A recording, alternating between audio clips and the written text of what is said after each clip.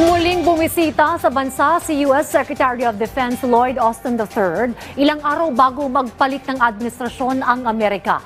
Yan ang ulat ni Ryan Lesigas.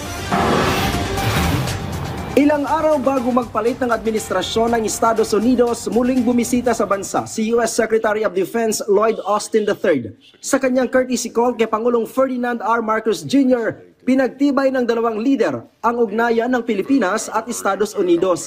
Ayon sa opisyal ng Amerika, napapanahon ito sa gitna ng mga hamong kinakaharap ng Pilipinas matapos ang pananalasa ng magkakasunod na bagyo. Nag-abot ng dasal at pakikiramay ang Estados Unidos sa mga napinsala at binawian ng buhay dahil sa pagtama ng magkakasunod na kalamidad. Kasabay nito, nangako ang Amerika kay Pangulong Marcos na magbibigay dagdag puwersa at $1 milyong na tulong sa mga biktima ng bagyo. Mr. President, I've authorized U.S. troops to help Philippine forces provide life-saving aid to the Filipino people. And the U.S. has also secured another $1 million in urgent humanitarian aid. And that will enhance the work of USAID and the World Food Program. Pinasalamatan ng punong ehekutibo ang pagbisita ng mahalagang opisyal ng Amerika. Kasabay nito ang pagkilala ni Pangulong Marcos sa mga Enhanced Defense Cooperation o EDCA sites na nakatulong sa mabilis na pagresponde ng pamahalaan sa sakuna. Nagbigay daan aniya ito para mapasok ang mga nasa pinakaliblib o malalayong lugar. They serve the staging areas actually for when we know that the storm is coming. We preposition as many assets, material as we can, as close as possible, so as not to damage the actual resources that we have. And the EDCA sites become the staging area because right after the storm, many areas can only be reached by helicopter. And many roads closed because of landslides, and therefore even the main capital of provinces can only be reached by aircraft, and so we have used to a great extent the EDCA sites. Nilagdaan din kanina ang General Security of Military Information Agreement o GSOMIA. Sa ilalim ng makasaysayang kasunduan, paigtingin, palalawakin at palalakasin pa ang intel sharing o ang pagbabahagi ng mga nakakalap na intelligence information ng Pilipinas at US military.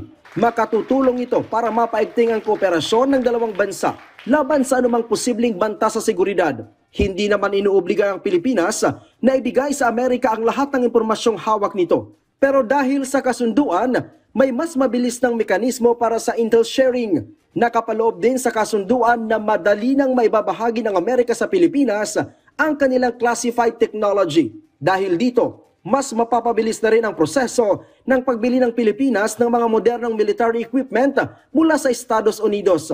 Walang expiration ang kasunduan pero maaari naman daw itong amyendahan o suspindihin. Pinangunahan din ni Austin at DND Secretary Gilberto Chodoro Jr. ang groundbreaking ceremony ng Combined Coordination Center o CCC. Ayon sa Armed Forces of the Philippines, malaking bagay ito para mapalakas pa ang kakayahan ng dalawang bansa na magkatuwang na tumugon sa anumang sitwasyon. Sa gitna yan ng iba't ibang hamon na kinakaharap ng rehiyon. President Marcos has repeated it several times that the United States' presence in the Indo-Pacific region is essential for maintaining peace and stability in this region. He has said it, no ifs nor buts. And bilaterally, we have been allies for a very long time. We continue to engage in valuable partnerships with like-minded nations. This center will enable real-time information sharing for a common operating picture. It will help boost interoperability for many, many years to come. And it will be a place where our forces can work side by side to respond to regional challenges. Mula dito sa Campo Aguinaldo, Ryan Lesigas para sa Pambansang TV sa Bagong Pilipinas.